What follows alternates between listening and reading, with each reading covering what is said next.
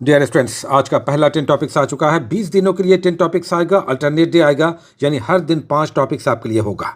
4 दिन में एक सब्जेक्ट एकदम समाप्त कर देना है, केवल 20 टॉपिक्स करना है और आपको कुछ नहीं करना है। ये हम आपको ला कर देंगे, आपको सिर्फ किताबों में जाकर इसे पढ़कर समाप्त करना है।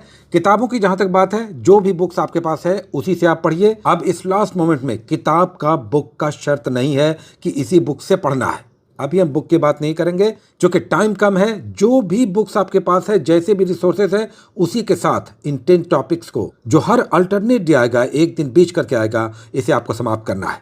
आज की ये मेहनत जो आप दिन रात लगाकर अपनी नींद, अपना चैन, अपना सुकून, अपनी जिम्मेदारी, अपनी नौकरी, अपनी बेचैनी, अपना चैन सुख, सब को त्याग करके जो आप दिन रात लगा रहे हैं, ये 20 दिन करके देखिए। इसके बाद मेंस है, उसके बाद इंटरव्यू होगा, सबका रिजल्ट आएगा। लेकिन अभी पहला प्रयास ये 20 दिनों तक कीजिए, जो आपका रिजल्ट निकालेगा और उसके बाद आपको जो हिम्मत मिलेगा, उसी से आपका मेंस भी निकलेगा, इंटरव्यू भी निकलेगा। याद रखिए, आज की ये मेहनत आपके वर्तमान के साथ साथ आपके भविष्य का भी निर्माण करेगा और आने वाली पीढ़ियां आपके इस दिन रात की मेहनत, आपके इस नींद को कुर्बान करने, आपके चैन सुख, बेचैनी, परेशानी, समर्पण, दिन रात का एक कर देना, आपके आने वाली पीढ़ियां आपके इस कठिन परिश्रम को सदैव याद रखेंगी। नेगेटिव एकदम नहीं सोचना है। हर दिन उठकर सबसे पहले यह सोचना है कि इन 20 दिनों में हम अपने चरित्र का, हम अपने भविष्य का, हम अपने रिजल्ट का निर्माण करने जा रहे हैं। आपकी ये दिन रात की मेहनत आपको एक बड़ा इनाम देगी। आपको एक अधिकारी बनाकर देश, समाज, राज्य, मोहल्ला, टोला, समाज, परिवार, दोस्त, सबको याद कराएगी कि आप कौन हैं, आप क्या कर सकते थे, आपने क्या किया है। और आपके साथ जो आपके इर्द गिर्द हैं, आपके परिवार, आपका भविष्य, सब यहीं से निर्मित होगा। हम इंग्लिश वर्जन भी नेक्स्ट टाइम से, इसका इंग्लिश वर्जन भी हम आपको डाल देंगे। जो भी टॉपिक्स दे रहे हैं उसका इंग्लिश में भी हम डाल देंगे, डोंट वरी। आइए आज देखते हैं कि ये जो 10 टॉपिक्स है, जो 2 दिनों के लिए है, उससे पिछले 69 बीपीएससी के एग्जामिनेशन में कितने क्वेश्चन आए। और जानते हैं कितने क्वेश्चंस आए? इन 10 टॉपिक से 8 क्वेश्चंस आए थे। चलिए स्टार्ट लेते हैं। आपको पता चलेगा कि किस तरह के क्वेश्चंस आए, आपको तैयारी करने में भी समझ में आएगा। दूसरी बात, करंट अफेयर्स को भी हम ऐड करेंगे, डोंट वरी। अभी बस मेहनत कीजिए, दिन रात मेहनत कीजिए। हारना नहीं है, झुकना नहीं है, टूटना नहीं है, निराश नहीं होना है और कभी नहीं सोचना है कि मेरा रिजल्ट नहीं होगा। चलिए पहला क्वेश्चन देखते हैं 69th में, जो मगध साम्राज्य से आया था। आज का दूसरा टॉपिक महाजनपद है, साथ में मगध साम्राज्य भी आपको करना है। मगध पर क्वेश्चन आया था, 86 नंबर क्वेश्चन आप देख सकते हैं। ये क्वेश्चन 69th में आया था, जो 30 सितंबर 2023 को एग्जामिनेशन हुआ था। क्वेश्चन देखिए ये था। आगे बढ़ते हैं, नेक्स्ट क्वेश्चन देखिए। हमने सदैव कहा कि स्रोत जरूर अच्छे से कीजिए। तीनों ही कालों के, चाहे आधुनिक काल हो, मध्यकाल हो, प्राचीन काल हो, इनके स्रोत को, इनके प्रशासन को जरूर आप कीजिएगा। देखिए स्रोत से यहाँ पर 2 क्वेश्चन हैं।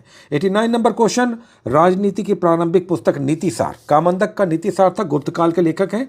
ये कहाँ से आया? गुप्त साम्राज्य से आया। नेक्स्ट क्वेश्चन देखिए, मध्यकालीन इतिहास से आया है। पहला ही टॉपिक हमने आपको दिया है, मध्यकालीन भारतीय इतिहास के स्रोत। यहाँ पर अगेन स्रोत से आ गया फुतुहाते आलमगीरी, ईश्वरदास इसके लेखक हैं। तो बुक्स एंड ऑथर से क्वेश्चन सदैव आता है, इस बार भी आएगा। नेक्स्ट क्वेश्चन देखिए, गुप्त काल से फिर एक और क्वेश्चन आ गया। श्रीलंका के मेघवर्मन ने किस गुप्त शासक के पास एक मिशनरी भेजा था? ये कौन थे? यहाँ पर आप देख सकते हैं, आंसर दिया हुआ है, समुद्रगुप्त। नेक्स्ट आइए, उसके बाद देखिए, मुगल काल से हमने कहा कि बाबर, हुमायूं और औरंगजेब करना है। ये 3 बड़े शासक हैं। अकबर, जहांगीर और शाहजहां छोड़ दीजिए, चूंकि समय नहीं है, हमने कटेल किया है। इन 3 टॉपिक्स को सबसे पहले कीजिए, बाद में देखा जाएगा।